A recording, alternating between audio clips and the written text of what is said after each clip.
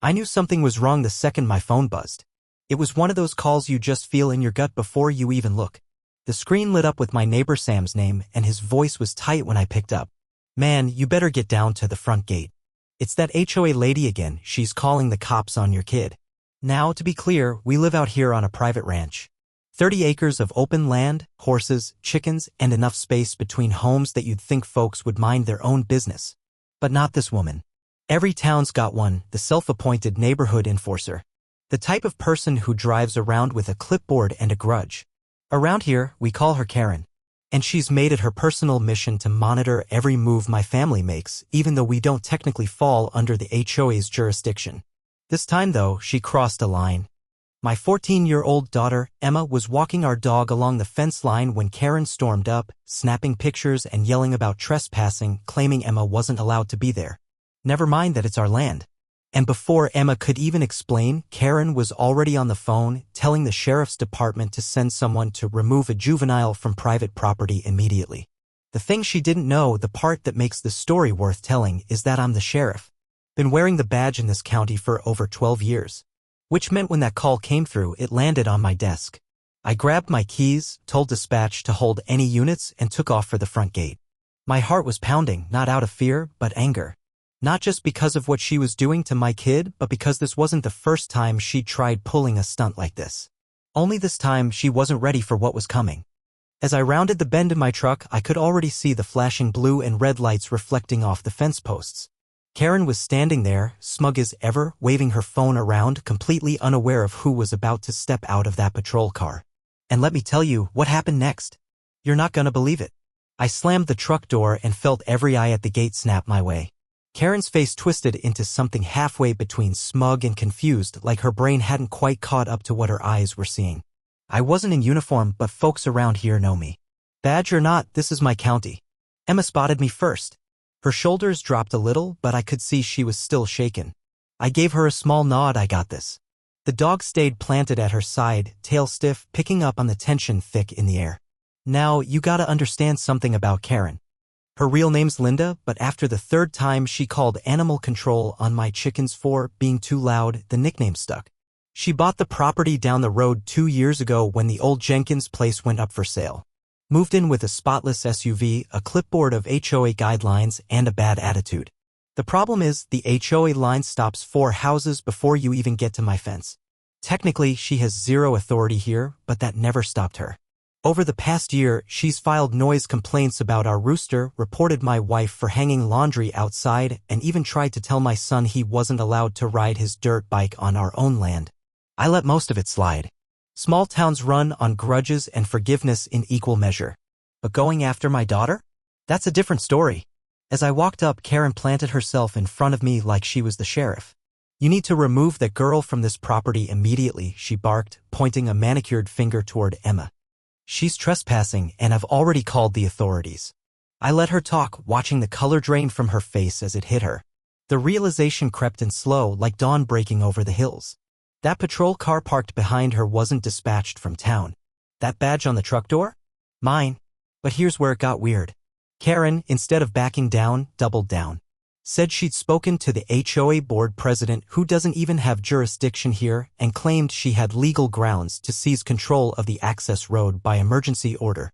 Called it a community safety issue. Now, anyone with half a brain knows that's nonsense, but she was dead serious.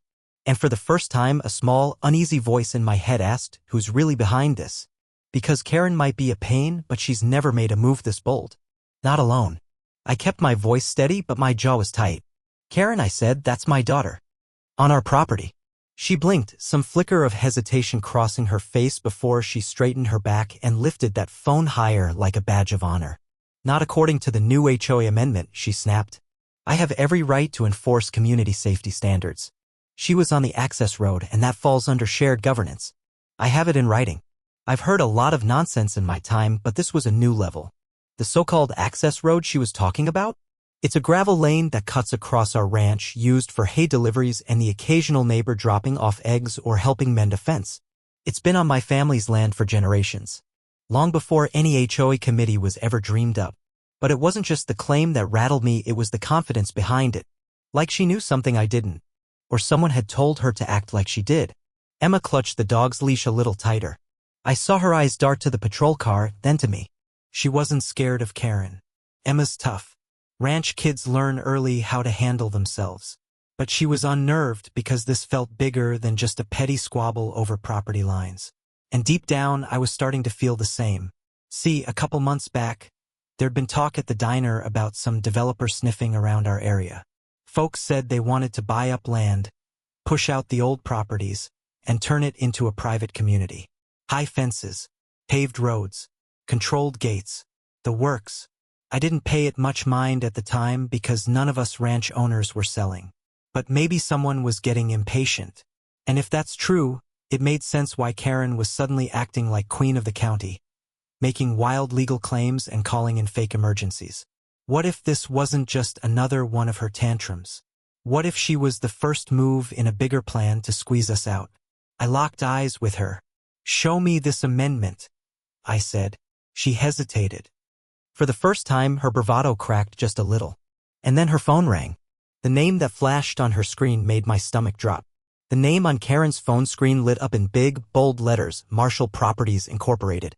It hit me like a punch to the ribs.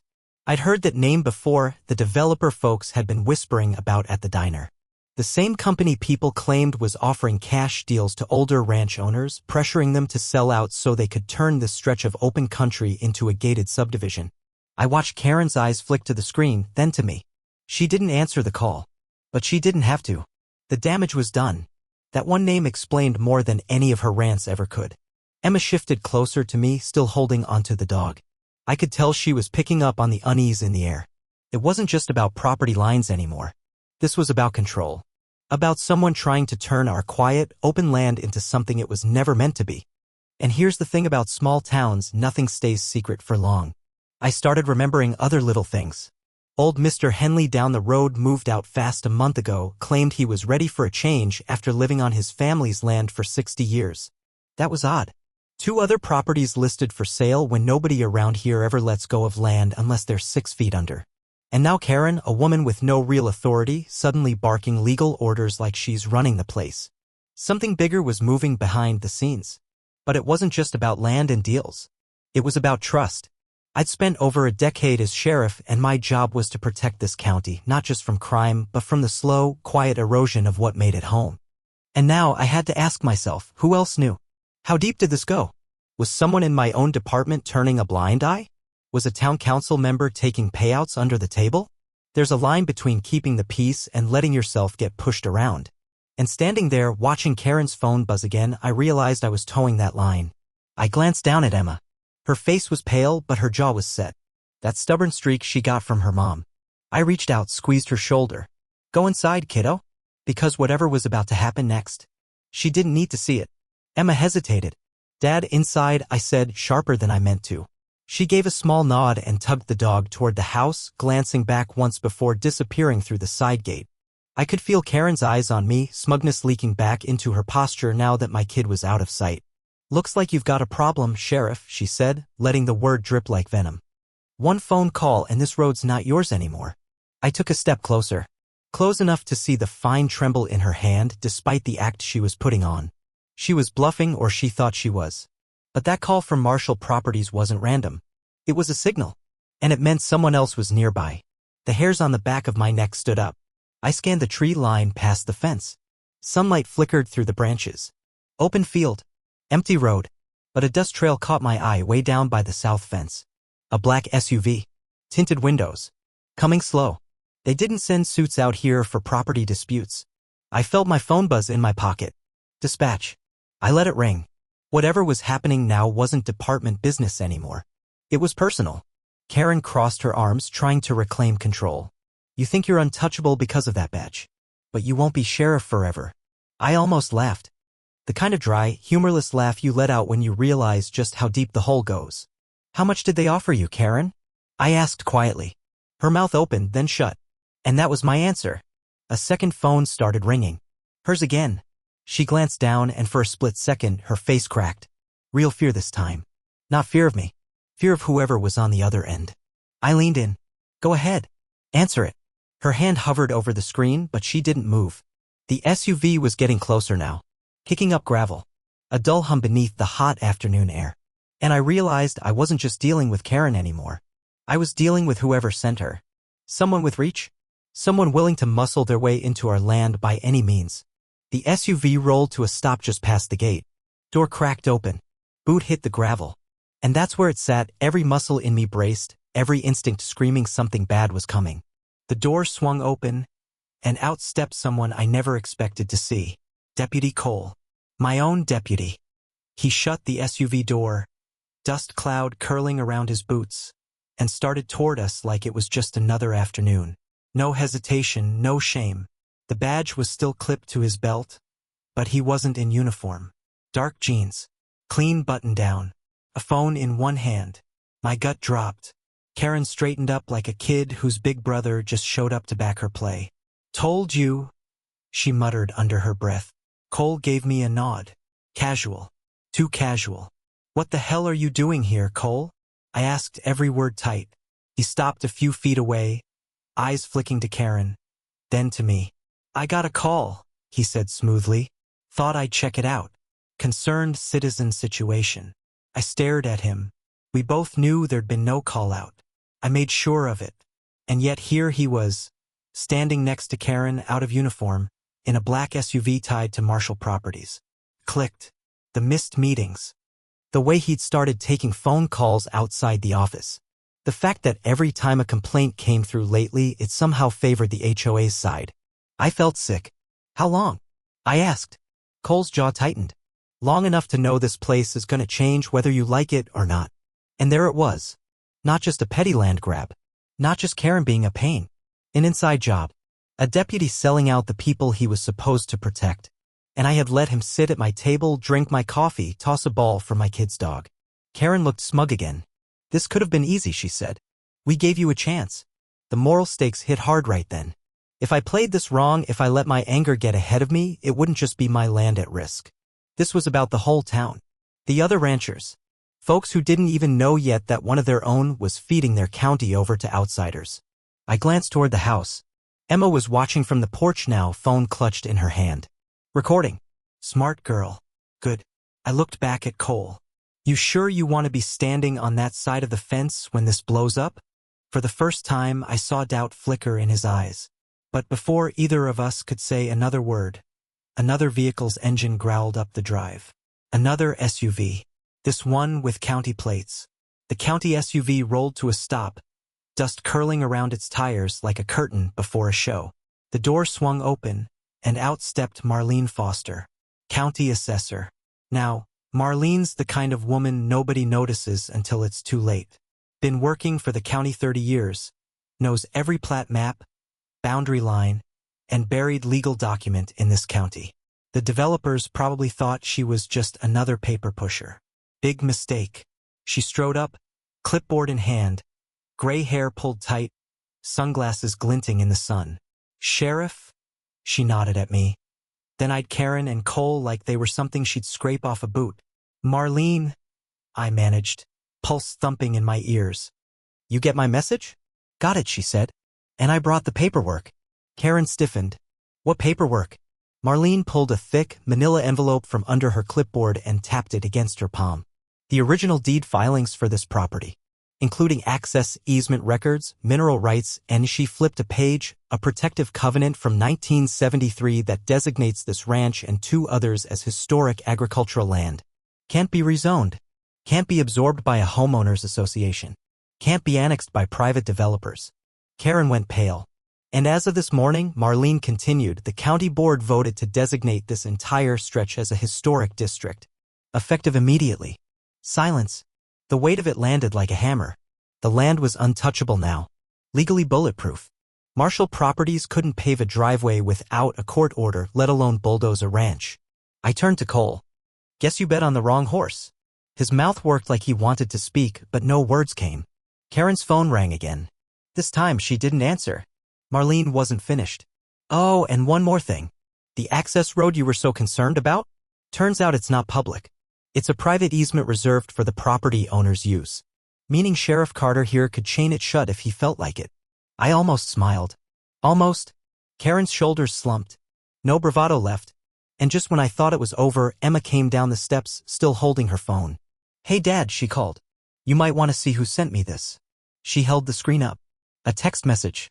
From Deputy Cole. "Sent an hour before this mess started. Keep the dog inside today. Things might get loud." A sick, quiet chill ran through me.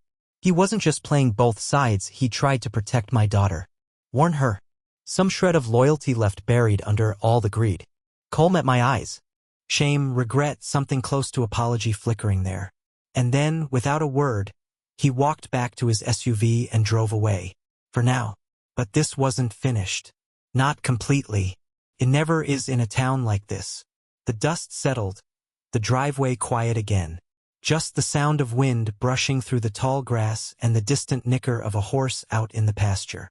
It felt like the land itself had exhaled. Emma walked over, the dog trotting at her side, her face calmer now. I put a hand on her shoulder. "You okay?" She nodded. "I knew you had it handled." Pride hit me in the chest like a warm, steady ache. This wasn't just about land. It was about the people standing on it. The ones you raise, the ones you trust, and the ones you learn you can't. Karen climbed into her SUV without a word. No parting shot. No last smug comment. Just a woman who'd finally learned the ground beneath her feet wasn't hers to claim. She pulled away, a dust cloud swallowing her taillights. Marlene packed up her files. "This'll hold Em for now," she said. "But don't be surprised if they try again." "I'm counting on it," I told her. "But next time, they'll know better." Emma glanced up. "What about Deputy Cole?" I sighed, watching the road where his SUV had vanished. "Sometimes people lose their way," I said. "Doesn't mean they're gone for good. But trust's a thing you gotta earn back, not ask for. And in this county, a man's word still means something." By sunset, the ranch felt like itself again. Horses fed, chickens settled, the air thick with the smell of earth and hay. Emma helped hang fresh line on the fence where Karen had rattled it earlier. I grilled up dinner while the dog snuck scraps. Life doesn't stop out here. Trouble comes and goes, but the land stays. The other ranchers heard about what happened before nightfall. That's the way it works in small towns. Not in a gossipy way, in a watch-each-other's-backs way. A few text messages. A couple headlights in the distance. Folks letting me know they were paying attention now. Because this isn't just a story about property lines or developers. It's about standing your ground when it counts. Protecting what matters. And knowing that even when you're outnumbered, you're not alone. Like my dad used to say, a man's land is only as strong as the people willing to fight for it. And out here, we fight for each other. If you've got a place you care about, a community worth keeping, don't wait for someone else to stand up. Be the one. Because there's always another SUV coming down the road.